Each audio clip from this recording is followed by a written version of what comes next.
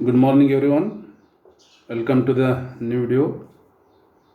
This video contains the 8th session of the second unit or 18th session of the modern business law. So, in this video, we will discuss the next remedy for breach of contract, that is suit for specific performance. In certain case, a breach of contract, monetary compensation or damages may not be adequate remedy for breach of contract. In such cases, the aggrieved party has to file a case for specific performance and court may issue a direction to the guilty party for specific performance of the contract. So ನಾವು ಹಿಂದಿನ ವಿಡಿಯೋದೊಳಗೆ ಏನು ನೋಡಿದೀವಪ್ಪ ಅಂದ್ರೆ damages ಸಲುವಾಗಿ ನೋಡಿದ್ವಿ. ಅಂದರೆ ನಮ್ಗೆ ಏನು loss ಆಗ್ತದೆ ಆ ಲಾಸ್ ಸಲುವಾಗಿ ನಾವು ಕಾಂಪನ್ಸೇಷನ್ ಹಾಕ್ಬೋದು. ದೆನ್ ಕ್ವಾಂಟಮ್ ಮೆರಿಟ್ ನೋಡಿದ್ವಿ, ಎಷ್ಟು ಕೆಲಸ ಮಾಡಿವಿ ಅಷ್ಟಕ್ಕೆ ನಾವು ಬಾಧ್ಯರಿದ್ದೀವಿ ಅಷ್ಟು ನಾವು ರಿಕವರಿ ಮಾಡ್ಕೋಬೋದು ರೆಮ್ಯುನರೇಷನ್ನ. ಈ ಒಂದು ರೆಮಿಡಿದೊಳಗೆ ಏನಪ್ಪ ಅಂದ್ರೆ the monetary compensation or damages are not the adequate remedy for breach of contract. Compensation ಬೇಕಾಗಿಲ್ಲ, ಅಂದರೆ ಕಾಂಪನ್ಸೇಷನ್ ಕೊಟ್ಟರೂ ಸಹಿತ ಅದು ಸ್ಯಾಟಿಸ್ಫ್ಯಾಕ್ಷನ್ ಆಗೋದಿಲ್ಲ. ಅಂಥ ಟೈಮ್ದೊಳಗೆ ನೀವೇನು ಮಾಡ್ಬೋದು ಅಂದರೆ ಸೂಟ್ ಫಾರ್ ಸ್ಪೆಸಿಫಿಕ್ ಪರ್ಫಾರ್ಮೆನ್ಸ್ ಸಲುವಾಗಿನ ನೀವು ಕೇಸ್ ಹಾಕ್ಬೋದು. ಅಂದರೆ ಅವನ ಏನು ಅಪ್ಲಿಕೇಶನ್ಸ್ ಇದಾವಲ್ಲ ಆ ಅಪ್ಲಿಕೇಶನ್ ಮಾಡಲೇಬೇಕು. ಅದ್ರ ಬದಲಾಗಿ ನನಗೆ ದುಡ್ಡು ಕೊಡ್ತೀನಿ ಅಥವಾ ಅದರ ಬದಲಾಗಿ ಅವ್ನು ಪನಿಷ್ಮೆಂಟ್ ಕೊಡ್ತೀನಿ ಅಂದ್ರೆ ಬಿ ದ ಸ್ಯಾಟಿಸ್ಫ್ಯಾಕ್ಷನ್ ಇಲ್ಲ. ಸೊ ಹೀಗಾಗಿ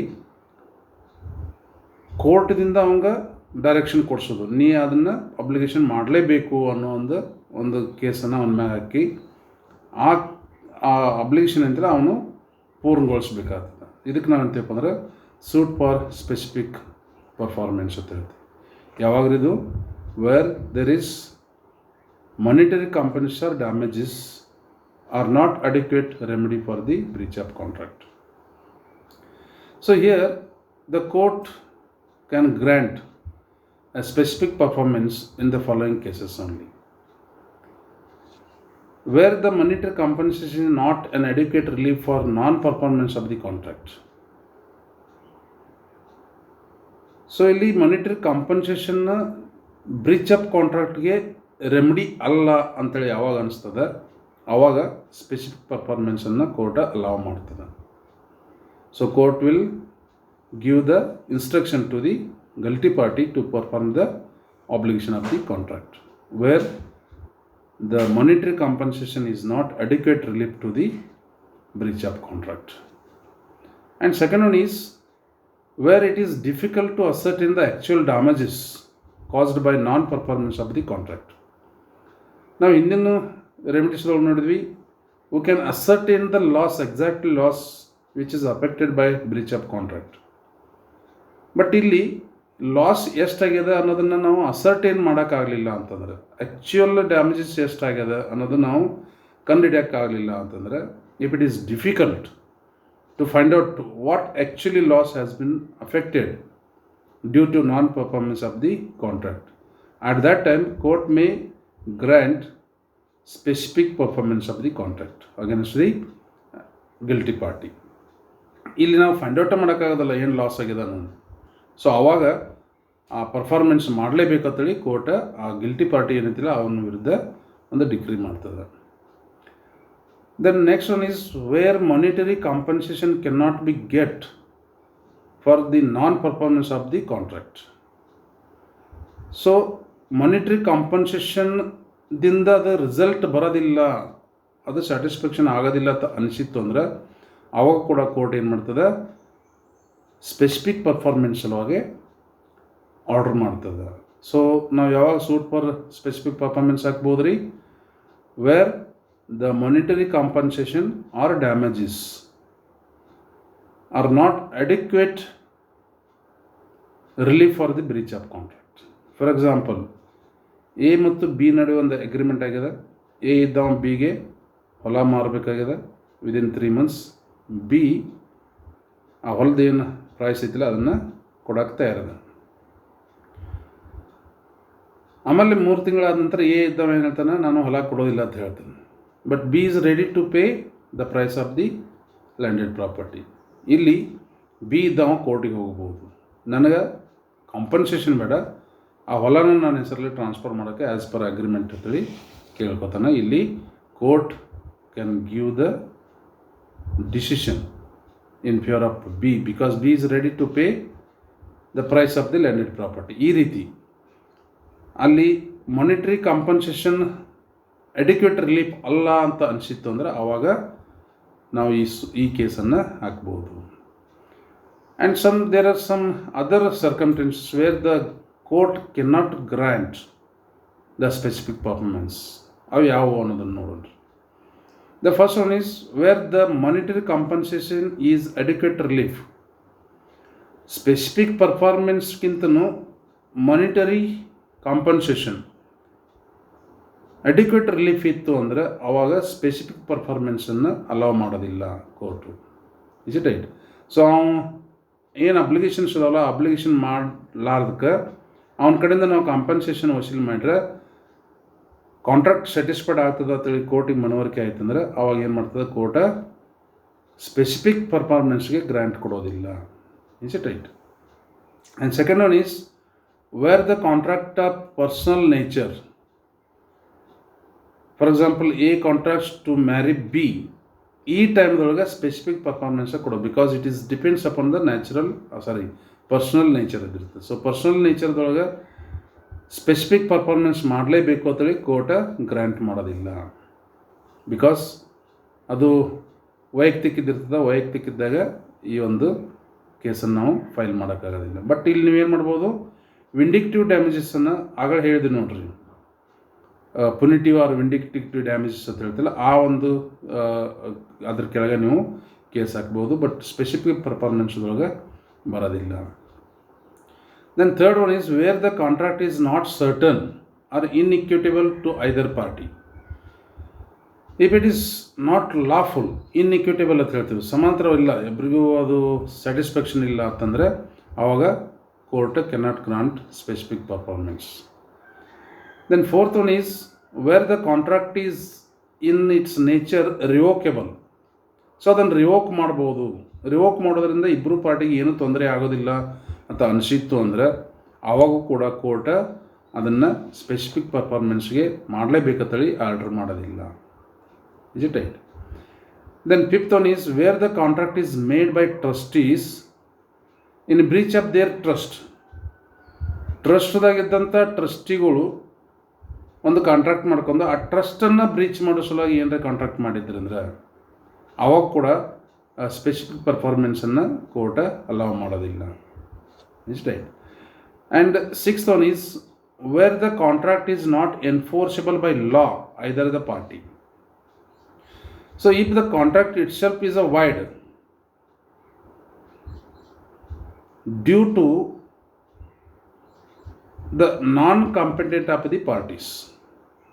ಅಲ್ಲಿರ್ತಕ್ಕಂಥ ಪಾರ್ಟೀಸ್ ಏನಿದಾರಲ್ಲ ಅವರು ನಾನ್ ಕಾಂಪಿಟೆಂಟ್ ಪಾರ್ಟೀಸ್ ಇದ್ರು ಅಂದರೆ, if they are not eligible to enter into the contract ಇದ್ರು ಅಂದರೆ ನಾವು ಹೇಳ್ತೀವಿ where the contract with manner is wide ಅಬ್ ಇನಿಷಿಯೋ ಅಂತ ಹೇಳ್ತೀವಿ. ಸೊ ಆ ರೀತಿ ಇತ್ತು ಅಂದರೆ ಅಲ್ಲಿ ಕೂಡ ಏನಂತದೆ court can not grant specific performance. So these are the circumstances where the court cannot grant the specific performance. Is it right? So ಇದು ಸ್ಪೆಸಿಫಿಕ್ ಪರ್ಫಾರ್ಮೆನ್ಸ್. ಸ್ಪೆಸಿಫಿಕ್ ಪರ್ಫಾರ್ಮೆನ್ಸ್ ಯಾವಾಗ ನಾವು ಅಪ್ಲೈ ಮಾಡ್ಬೋದು ರೀ? Where the damages, where the monetary compensation is not adequate compensation, adequate relief to the contract, to the breach of contract. ಆ ವೇಳೆದೊಳಗೆ ನಾವೇನು ಮಾಡ್ಬೋದು, specific performance ಮ್ಯಾಗ ನಾವು ಕೇಸ್ ಹಾಕ್ಬೋದು. ಮತ್ತು ಯಾರು ಗಲ್ಟಿ ಪಾರ್ಟಿ ಇದಾರಲ್ಲ ಅವನ ಕಡೆಯಿಂದ ಆ ಅಬ್ಲಿಗೇಷನ್ಸನ್ನು ಕೋರ್ಟ್ ಥ್ರೂ ನಾವು ಮಾಡಿಸ್ಬೋದು. ಈ ಒಂದು ರೆಮಿಡೀಸಿಗೆ ನಾವು ಏನಂತೀವಪ್ಪ ಅಂದರೆ ಸೂಟ್ ಫಾರ್ ಸ್ಪೆಸಿಫಿಕ್ ಪರ್ಫಾರ್ಮೆನ್ಸ್ ಅಂತ ಹೇಳ್ತೀವಿ. Then next one is suit for injunction. Fifth one, last remedy, suit for injunction. And injunction is a preventive relief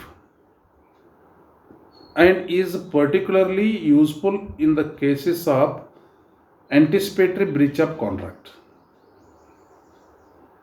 ಇದು ಪ್ರಿವೆಂಟಿವ್. ಇಲ್ಲಿ ತನಕ ನಾವು ಸ್ಪೆಸಿಫಿಕ್ ಪರ್ಫಾರ್ಮೆನ್ಸ್ದಾಗ ಏನು ನೋಡಿದ್ವಿ, ಆ ಅಪ್ಲಿಕೇಶನ್ ನಾವು ಮಾಡಲೇಬೇಕಂತ ನೋಡ್ತೀವಿ.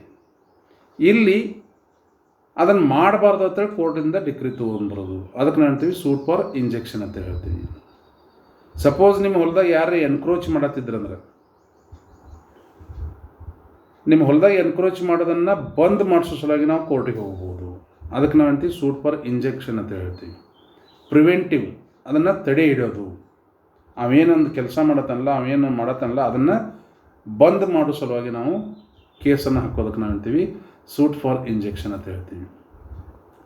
Injection is an order of the court restraining a party from doing a particular work or act.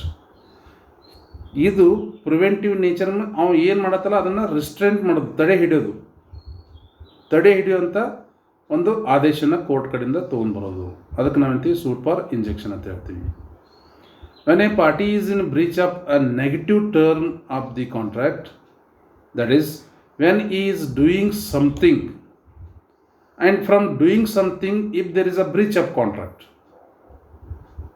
ಆ ಕೆಲಸ ಮಾಡೋದ್ರಿಂದ ಕಾಂಟ್ರಾಕ್ಟ್ ಬ್ರೀಚ್ ಆಗಾಯಿತು ಅಂತಂದ್ರೆ, ಈಗ ನಿಮ್ಮದು ಹೊಲದ ನಡುವೆ ಬಾಂದ್ ಅದ. ಸೊ ಬಾಂದ್ ಅಂದ್ರೆ ಏನು ರೀ, ಅದು ಬಾರ್ಡರ್ ಇದ್ದಂಗೆ. ನಿಮ್ಮ ಹೊಲಕ್ಕೆ ಬಾಜು ನಿಮ್ಮ ಹೊಲದಾಗ ಬರ್ಬೋದು, ನೀವು ಅವನ ಹೊಲದಾಗ ಹೋಗ್ಬಾರ್ದು ಅನ್ನೋದು ಒಂದು ಬಾರ್ಡರ್ ಇದ್ದಿರ್ತದೆ. ಆ ಬಾರ್ಡರ್ನ ಎನ್ಕ್ರೋಚ್ ಮಾಡಕತ್ತರ ಅಂದ್ರೆ ಅದನ್ನು ನಾವು ರಿಸ್ಟ್ರೈನ್ ಮಾಡ್ಬೋದು, ಕೋರ್ಟ್ಗೆ ಅರ್ಜಿ ಹಾಕ್ಬೋದು. Is it right? Then which he promised not to do under the contract.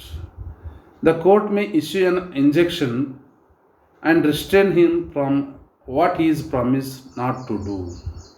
So ನೀವು ಬಾರ್ಡರ್ ಯಾಕೆ ಹಾಕಿರಿ, ಅಲ್ಲಿ ಇಂಪ್ಲಾಯ್ಡ್ ಕಾಂಟ್ರಾಕ್ಟ್ ಇದೆ, ನೀವು ಆ ಕಡೆ ಹೋಗ್ಬಾರ್ದು, ಅವರು ಈ ಕಡೆ ಬರಬಾರ್ದು, ಎನ್ಕ್ರೋಚ್ಮೆಂಟ್ ಆಗಬಾರ್ದು ಅಂತ. ಸೊ ಈ ರೀತಿ ಎನ್ಕ್ರೋಚ್ ಆಕೈತಂದ್ರೆ ನೀವು ನಿಮ್ಮ ಹೊಲದಾಗ ಅವ್ರು ಬರತ್ತಿದ್ದಾರಂದ್ರೆ ಅವ್ರಿಗೆ ನೀವು ತಡೆ ಹಿಡಿಯುವಂಥ ಒಂದು ಆದೇಶನ ತರ್ಬೋದು ಕೋರ್ಟಿಂದ. Is it right? ಸೊ ಇದಕ್ಕೆ ನಾವು ಅಂತೀವಿ ಸೂಟ್ ಫಾರ್ ಇಂಜೆಕ್ಷನ್ ಅಂತ ಹೇಳ್ತೀವಿ. ಇದಕ್ಕೊಂದು ಬೆಸ್ಟ್ ಎಕ್ಸಾಂಪಲ್ ಏನಪ್ಪ ಅಂದರೆ, ಒಬ್ಬ ಫಿಲ್ಮ್ ಆ್ಯಕ್ಟರ್ ಒಂದು ಫಿಲ್ಮ್ ಮಾಡೋಕ್ಕೆ ಸಿಗ್ನೇಚರ್ ಮಾಡ್ಯಾನ. ಆಮೇಲೆ ಆ ಕಾಂಟ್ರಾಕ್ಟ್ದಾಗ ಏನು ಹೇಳ್ತಾರೆ ಅಂದರೆ, ಈ ಫಿಲ್ಮ್ ಕಂಪ್ಲೀಟ್ ಆಗೋವರೆಗೆ ನಾ ಇನ್ನೊಂದು ಫಿಲ್ಮ್ದೊಳಗೆ ಆ್ಯಕ್ಟ್ ಮಾಡೋದಿಲ್ಲ ಅಂತೇಳಿ ಒಂದು ಅಗ್ರಿಮೆಂಟ್ ಬರೆದು ಕೊಟ್ಟ. ನಾವು ಏನೈತೆ ಹೇಳ್ರಿ, until the completion of the present film he will not act in another film. Is it right? So it is a contract. Suppose ಈ ಫಿಲ್ಮ್ ಇನ್ನೂ ಕಂಪ್ಲೀಟ್ ಆಗಿಲ್ಲ, ಅಷ್ಟರೊಳಗೆ ಇನ್ನೊಂದು ಫಿಲ್ಮ್ದಾಗ ನಾವು ಆ್ಯಕ್ಟ್ ಮಾಡತ್ತಿದ್ದಂದ್ರೆ ಆ ಮೊದಲನೇ ನಿರ್ಮಾಪಕ ಏನದಲ್ಲ ಅವನು ಕೋರ್ಟಿಗೆ ಹೋಗ್ಬೋದು. ಇಂಥ ವ್ಯಕ್ತಿ ಹಿಂಗೆ ಅಗ್ರಿಮೆಂಟ್ ಮಾಡಿಕೊಟ್ಟಾನ ಮತ್ತು ಇನ್ನೂ ನನ್ನ ಫಿಲ್ಮ್ ಕಂಪ್ಲೀಟ್ ಆಗ್ತಿದ್ದ ಪೂರ್ವ ಇನ್ನೊಂದು ಫಿಲ್ಮ್ದಾಗ ಅವನು ಆ್ಯಕ್ಟ್ ಮಾಡತ್ತಾನ, ಅದಕ್ಕೆ ಅದನ್ನು ಬಂದ್ ಮಾಡಿಸಿರತ್ತೇಳಿ ಕೋರ್ಟ್ಗೆ ಹೋಗ್ಬೋದು. ಅವಾಗ ಕೋರ್ಟ್ ಏನಂತದ, ಕಾಂಟ್ರಾಕ್ಟ್ ನೋಡ್ತದೆ, ಅಗ್ರಿಮೆಂಟ್ ನೋಡ್ತದೆ. ಅಗ್ರಿಮೆಂಟ್ದಾಗ ಕ್ಲಿಯರ್ಲಿ ಮೆನ್ಷನ್ ಇದ್ದಿರ್ತದೆ ಏನಂತೇಳಿ, until completion of this film I will not act in another film ಅಂತ ಬರೆದಿರ್ತದೆ. ಸೊ ಅವಾಗ ನಾವು ಏನು ಮಾಡ್ಬೋದು, ಅವನ ವಿರುದ್ಧ ಒಂದು ಆದೇಶ ತರ್ಬೋದು, ಈ ಫಿಲ್ಮ್ ಮುಗಿಯುವವರೆಗೆ ನೀವು ಬೇರೆ ಫಿಲ್ಮ್ದೊಳಗೆ ಆ್ಯಕ್ಟ್ ಮಾಡೋಂಗಿಲ್ಲ ಅಂಥೇಳಿ ಕೋರ್ಟಿಂದ ಒಂದು ಆದೇಶ ತರ್ಬೋದು. ಆ ಆದೇಶ ಯಾವಪ್ಪ ಅಂದ್ರೆ ಸೂಟ್ ಫಾರ್ ಇಂಜೆಕ್ಷನ್ ಅಂತ ಹೇಳ್ತೀವಿ. So these are the remedies for breach of contract. ಇದನ್ನು ಇನ್ನೇನು ನಾವು ರಿಕಾಲ್ ಮಾಡೋಣ ರೀ. First one is suit for specific performance. Specific performance ಯಾವಾಗ ಆಗ್ತವೆ ರೀ, where the monetary compensation or where the damages are not adequate relief for the breach of contract. ಅವ್ನು ಬೇಕಾದಷ್ಟು ದುಡ್ಡು ಕೊಟ್ರೂ ಸ್ಯಾಟಿಸ್ಫ್ಯಾಕ್ಷನ್ ಇಲ್ಲ, ಅವ್ನಿಗೆ ಏನು ವಹಿಸಿತಿಲ್ಲ ಆ ಕೆಲಸ ಅವ್ನು ಮಾಡ್ರೇ ಆ ಕಾಂಟ್ರಾಕ್ಟ್ ಒಂದು ವ್ಯಾಲ್ಯೂ ಬರ್ತದೆ ಅನ್ನೋ ಹಂಗಿತ್ತು ಅಂದರೆ ಅವಾಗ ನಾವು ಸೂಟ್ ಫಾರ್ ಸ್ಪೆಸಿಫಿಕ್ ಪರ್ಫಾರ್ಮೆನ್ಸ್ಗೆ ಹೋಗ್ಬೋದು.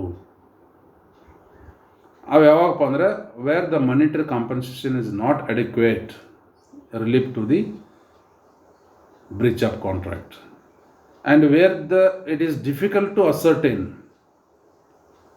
the actual damage is caused by non-performance of the contract, caused by breach of contract. ಅಲ್ಲಿ ನಾವು ಆ್ಯಕ್ಚುಲಿ ಎಷ್ಟು ಲಾಸ್ ಆಗಿದೆ ಅದನ್ನು ಫೈಂಡ್ ಔಟ್ ಮಾಡೋಕ್ಕಾಗಲಿಲ್ಲ ಅಂತಂದರೆ ಆವಾಗೂ ನಾವು ಏನು ಮಾಡ್ಬೋದು ಅಂದರೆ ಸ್ಪೆಸಿಫಿಕ್ ಪರ್ಫಾರ್ಮೆನ್ಸ್ ಸಲುವಾಗಿ ನಾವು ಕೋರ್ಟಿಗೆ ಹೋಗ್ಬೋದು.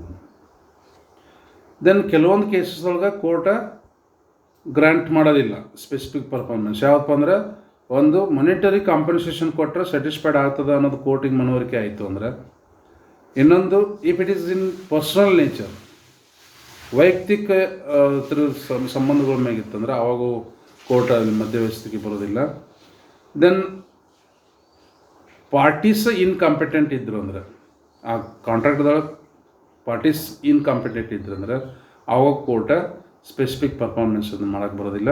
ಆಮೇಲೆ if the contract is it's nature revoke ಮಾಡೋದ್ರಿಂದ, ಬಿಟ್ಟು ಕೊಡೋದ್ರಿಂದ ಇಬ್ರಿಗೂ ಏನೂ ತೊಂದರೆ ಆಗೋದಿಲ್ಲಪ್ಪ ಅಂತ ಅನಿಸಿತ್ತು, ಕೋರ್ಟಿಗೆ ಮನವರಿಕೆ ಆಗಿತ್ತು ಅಂದರೆ.